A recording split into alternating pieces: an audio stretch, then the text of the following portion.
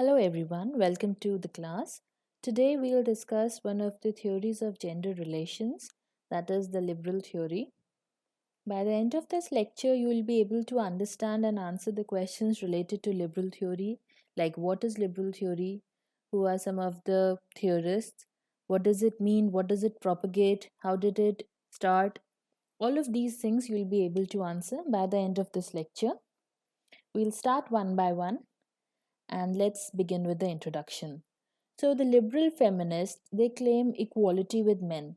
That means they seek for opportunities to be equal with men, and they say that we are not behind men in any way.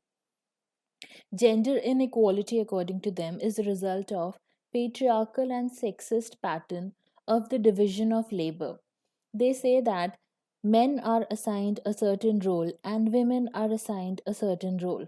So because of this role allocation, because of this difference in the role allocation, gender inequality has come into being into the society.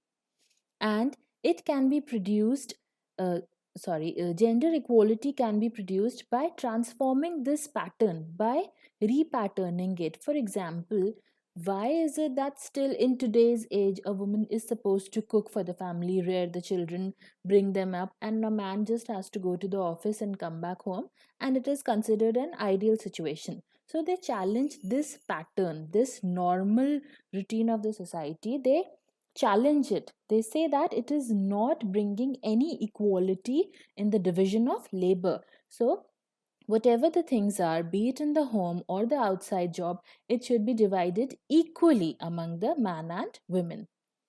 They claimed for the rights of women and called for change in laws and customs. Whatever the laws and customs were there in the society, which still are, some of them are still present today, they challenged it because women need to be there in every sphere of the society and they need an equal place in the society. And it has to change from the law, from constitution, institution, all of these practices. They deny anything that stops them from moving ahead. So, whatever government institutions are there in the society, they say that men violate the natural law. That means, according to nature, we were not created unequal, okay? In the society, we were uh, made unequal because of the customs that are present, because of what society tells us to do. They stressed on women having autonomous institution with rights in her own person. That means if there is an institution that is managed by man or men, so it kind of creates a challenge for women. But when there are autonomous institutions where there are many representatives of women, women driven organizations, it gives a different impact to the uh, mentality or the prejudice that we have society in the society as a whole. In 1848, a Seneca Falls document was signed, which was a foundational document, and it changed history because in this document it was written that all men and women are created equal. That means we were created equal. There was no difference in a man and women that was created by nature, but it was only society that created these differences.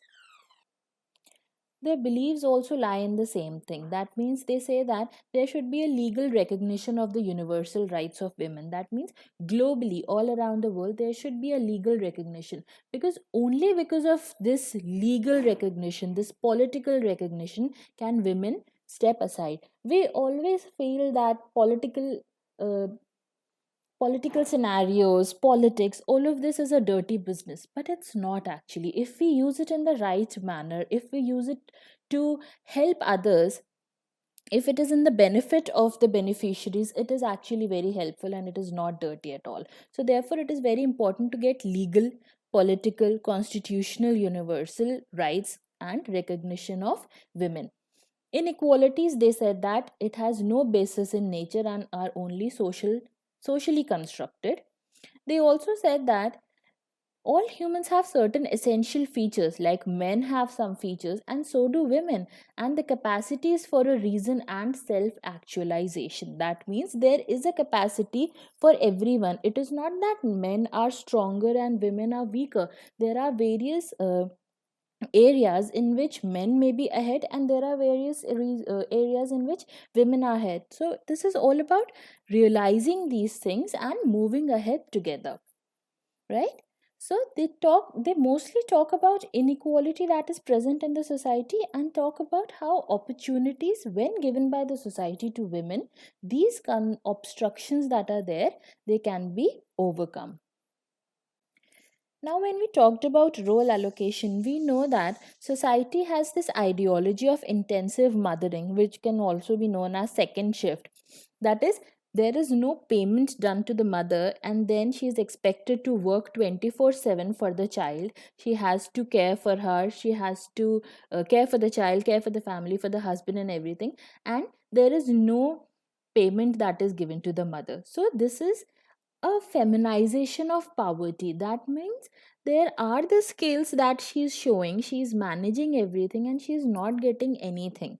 So this is feminization of poverty. The another point here is unequal pay.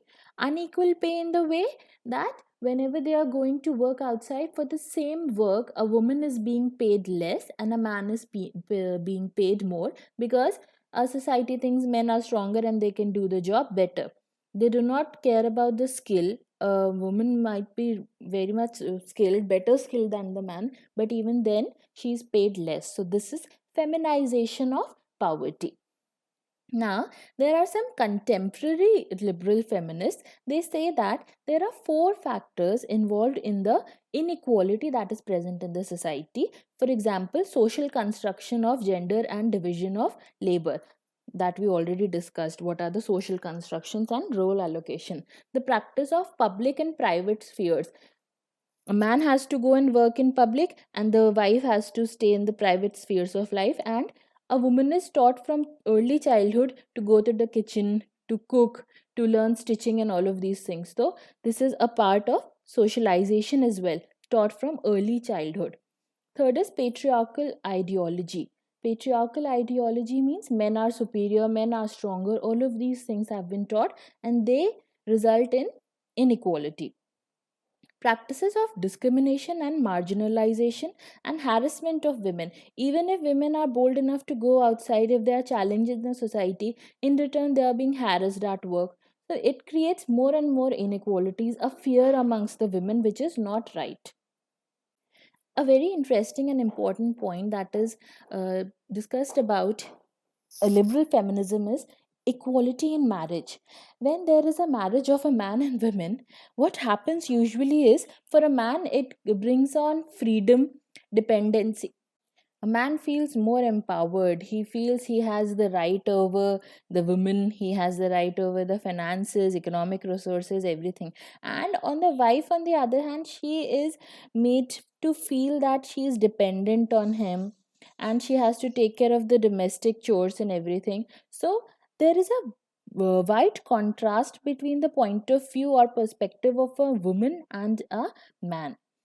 And wife's point of view is that she feels powerless, she feels dependent, she feels there is an obligation to provide emotional support, sexual support, domestic services. All of these she has to do, and the kind of person she was before the marriage, that just changes. So they say that there should be an egalitarian marriage. That means a marriage where there is equality. If a husband is feeling empowered and independent, so the wife should also feel the same. Why is she feeling powerless and dependent? She did not marry to feel that way. So they challenge this inequality in marriage. So, to overcome all of these challenges that are there in the society, the liberal feminists have offered some solutions. Let's look at them one by one. They say that it is all about claiming equality in the society and analyzing what are the root causes of inequality.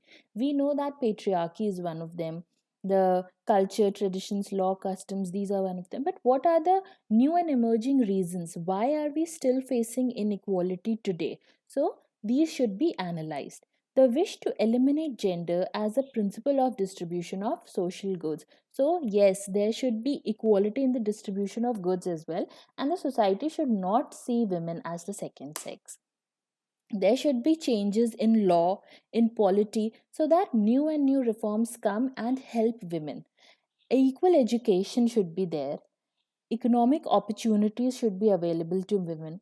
Equal responsibilities for the activities of family life from childhood only. There should not be a difference between the son and daughter as well. Only then the daughter can learn that yes, she is not less than a man. There should be no job discrimination. There should be equal pay for equal work, and an ideal arrangement where in every phase of life, women should be welcome and accepted wherever they go. And there should be equality of opportunity. So, these are some of the solutions that they have offered. This brings us to the end of this discussion. I hope you were able to understand what the liberal feminists propagate about. Let us see some questions to clear your doubts now. Which feminist theory is characterized by the belief that patriarchy is the major and universal cause of women's oppression? So we know that patriarchy and women's oppression is talked about in the liberal feminism. Next question is the idea that feminist goals cannot be realized without the destruction of economic inequalities is associated with socialist feminism. They talk about how inequality in economic resources create inequalities in gender also, and men try to exert power by controlling the economic resources. Next is all liberal feminists advocate. So we know that liberal feminists advocate about equal treatment in the public sphere as well. They say that it is not a woman's job to just sit at home and do the household work. She needs to go out in the public sphere and claim the equality that she deserves. Thank you.